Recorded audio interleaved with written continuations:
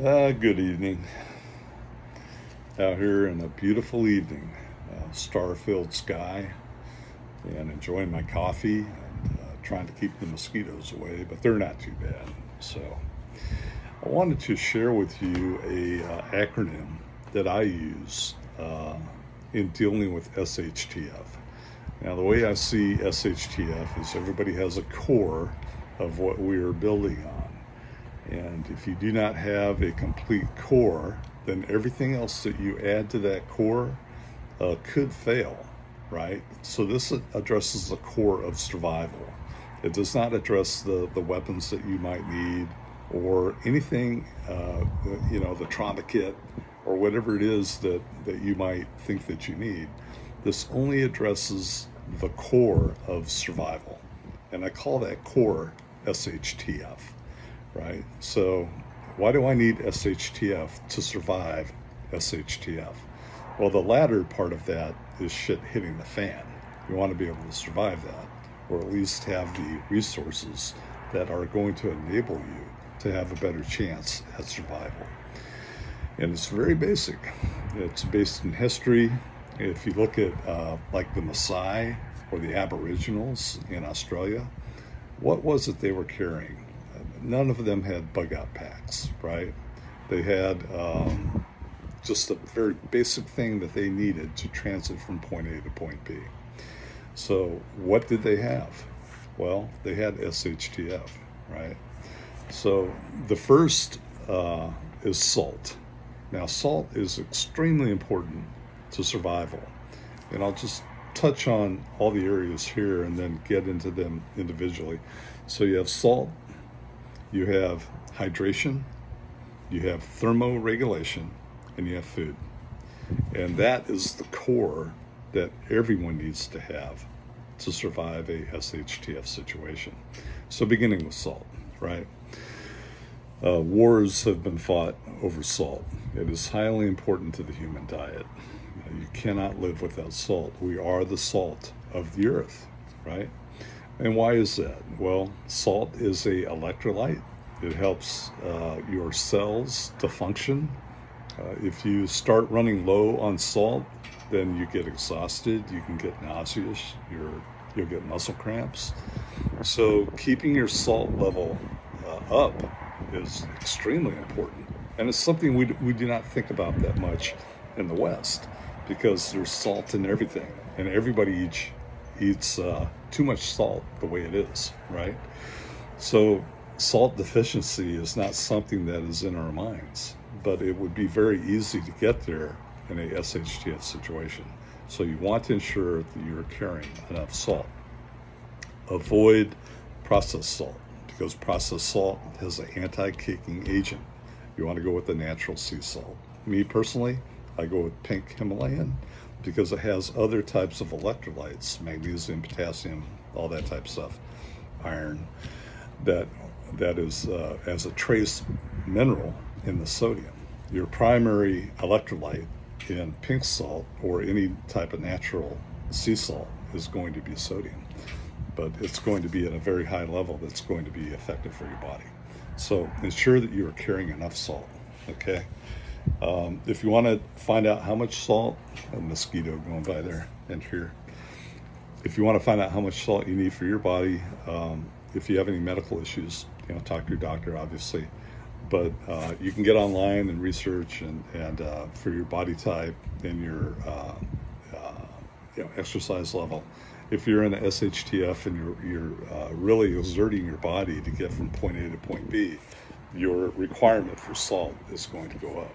And if you ensure that you're getting enough salt through the day, at the end of your bug out day, when you have to rest, you're going to rest a lot better because you're not going to have those muscle cramps and your cells are going to be all up and good. So ensure that you do your research on salt for what you need to intake. Now, in addition to that, salt has a hygiene component to it.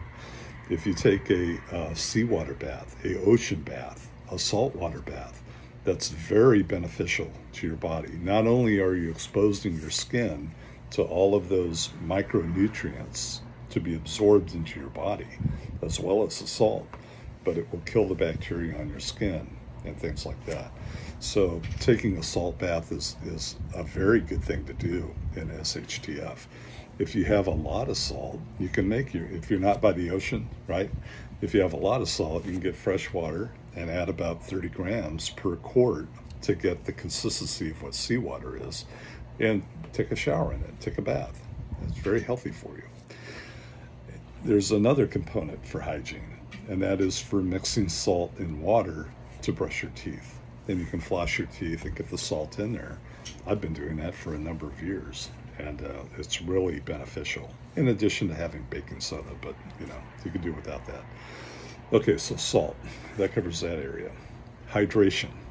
Hydration covers a multitude of areas surrounding what you need to consume to keep your body hydrated. Now, you want to have the ability to distill water. So if you come across ocean water and that's all you have access to, you want to be able to boil it, capture that steam, condense it so that you have fresh water, number one.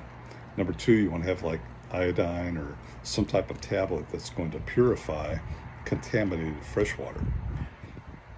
And number three, you want to have a way to capture water if it rains. You'd like to have a sheet of plastic or something like that you could funnel to a container.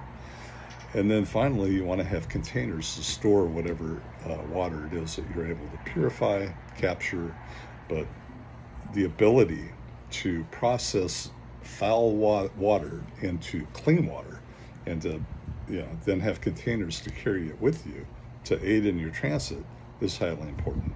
So that covers hydration. The next T is thermoregulation. And this again is a very broad area. Not only is it the clothing on your back, your socks, your shoes, the extra clothing, your multiple layers of clothing. It also includes a shelter, whether it be a tarp, a sleeping bag, a tent. It all depends, and it will all vary depending on your environment.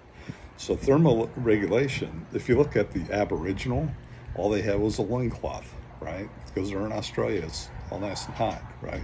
But if you're an Eskimo, you're gonna dress like an Eskimo. You're gonna have an igloo. You're gonna have all that type of stuff. So you really have to adapt your thermoregulation to your environment. Okay, but you need to nail it, right? It's not just clothing, it's shelter. It's also, hey, do I need to stay warm? So you're gonna have fire as part of that. So that covers T, so SHT. Now F, food. We all need to eat, right? So the important part about food in a SHTF environment is the ability to transition from the food that you carry in your pack, which is processed food, right? 9 times out of 10, okay? You're gonna run out of that. So you're gonna have to transition away from processed food into foraging for your own food, whether it be by fishing, hunting, getting edibles out of the environment. So you're gonna have to increase your knowledge as to, okay, what can I eat as far as in the flora? What can I hunt or fish as far as in the fauna area? And how am I gonna do that? I see a lot of preppers that have these neat, cool little fishing kits with hooks. And I'm like, why would you do that? Me, I got a spear. Spears are very effective. That's why they're illegal, okay? Certainly during a non-SHTF, you don't want to go spear fishing, okay? But during SHTF, think about it because it's going to be very effective.